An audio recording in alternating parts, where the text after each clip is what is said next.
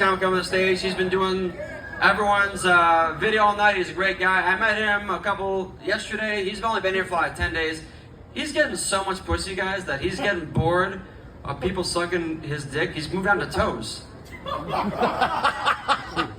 True story. All right, give it up for Max, everybody. Give it up for Max.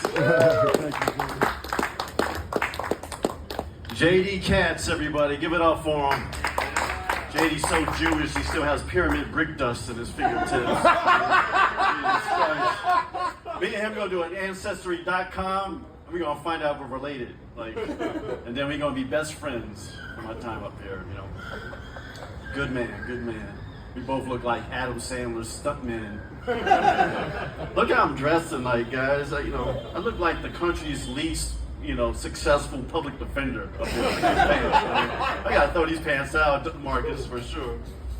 I made some conscious decision today. I'm opting out of dating black women for the rest of my life after my recent encounter at the Wiener Circle on Clark Street. Man, those women were so mean to me up there. They were like, "Hey, Happy Gilmore! Hey, Gilmore, your order ready? Gilmore! Come over here, Gilmore!" I was so violated. I was so mad. We live in post-racial America, though. But I do think we need to mix up the demographics. I think we should have a racial draft. And this is what I propose. The white community trades all fat white women to the black community.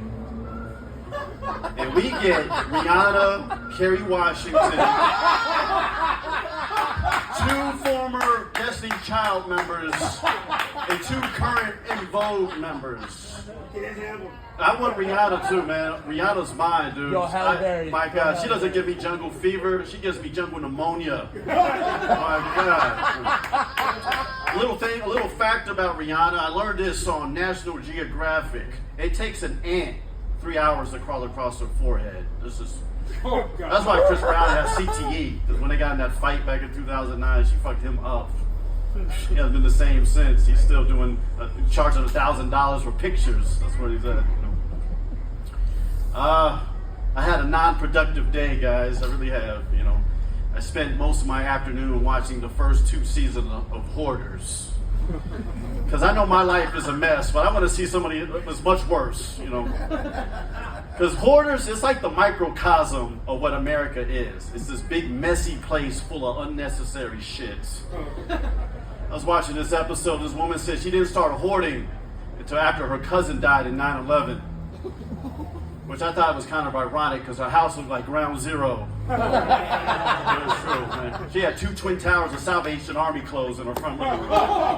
She did, She had a Tower 7 of shit. Remember when they gave Michael Vick all that hardship about fighting dogs? It was nothing compared to this lady's house. She had a house full of dead kittens. So she had more dead pussy in there than a retirement community. It was so fucked up. It was so nasty. And when the kids came over, they were like, "Oh my God, look how Mom lives." They were looking at her like the Ark of the Covenant.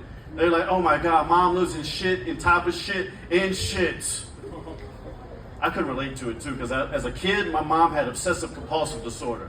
Saturday was dedicated to cleaning inside, and Sunday was dedicated to cleaning outside. I did so much landscaping in my life, I should have championed Arbor Day. I wake up sometimes in like a cold sleep in the middle of the night, and my mom's voice saying, "Max, you have to liberate those plants. You have to liberate those plants."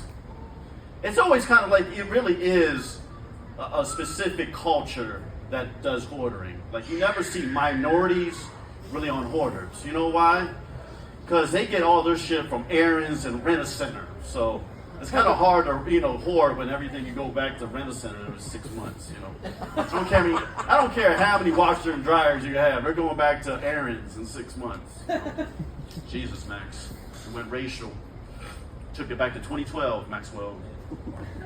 I got up this morning, I had a job interview at Red Bull at 6 in the morning, right? I thought I was getting pranked. I had an interview, I came in there They were like, Max, would you like some Red Bull? I'm like, yeah, do you have Ritalin as well? 'Cause that's the only R&R I get is Red Bull and Ritalin, you know. They were asking me all kinds of questions too, and my mind was not prepared, you know. They said, Max, how do you feel about waking up at 5 a.m. Monday through Friday and driving a large truck? And I said to him, now, well, that depends. You want me to drive with sleep deprivation or a hangover?